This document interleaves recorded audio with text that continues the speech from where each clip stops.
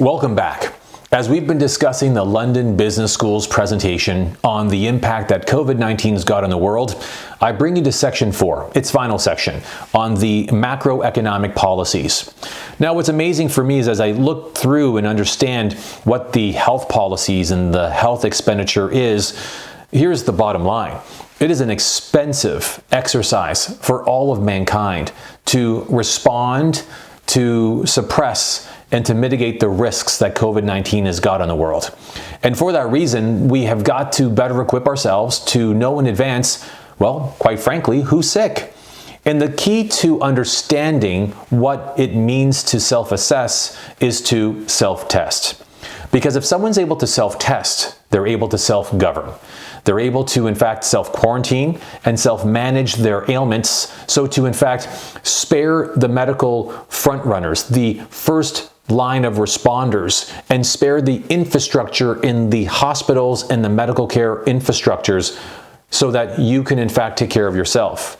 So understanding that this new simple policy is really all about not just self-testing, but it will likely give rise, according to the report, random testing, so that we can provide the governments and the government agencies the statistical analysis and the means for surveillance, so that we know what areas in the world are hotspots, where is concerning, so that relegating people to their homes, shutting down businesses, or ordering and issuing a quarantine, whether mandated by law and or suggested, are all measures that are equal and proportionate to the responses that are necessary.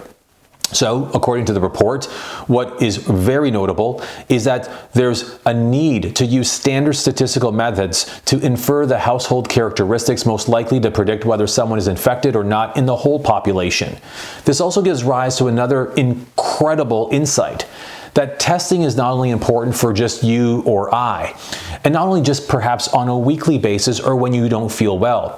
It might be, in fact, indoctrined and or institutionalized in everyday business. In other words, perhaps I can't go to school unless I'm able to provide a certificate of, well, clean health.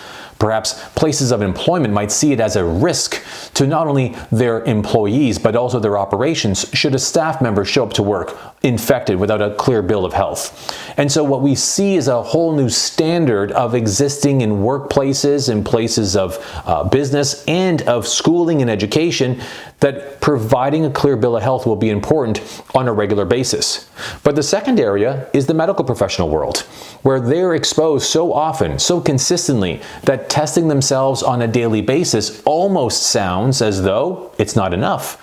Because exposure could in fact lead to an incubation process of about 14 days. In other words, not a single sign of being sick while carrying the infection would surface for 14 days. At the rate of infecting anywhere from 1.5 to 3 people, you can only imagine that if you were a positive carrier and had no idea for 2 weeks and carried on business as usual, how many people you would infect, depending on the line of work that you have, depending on what part of the industry you're in, and depending on what part of the world you live in, your exposure could amount to hundreds, perhaps even thousands. So what we know from the report is that this would in fact impact the economy in a positive way. Understanding the direct and indirect impact of ensuring, regulating, and governing testing policies is instrumental.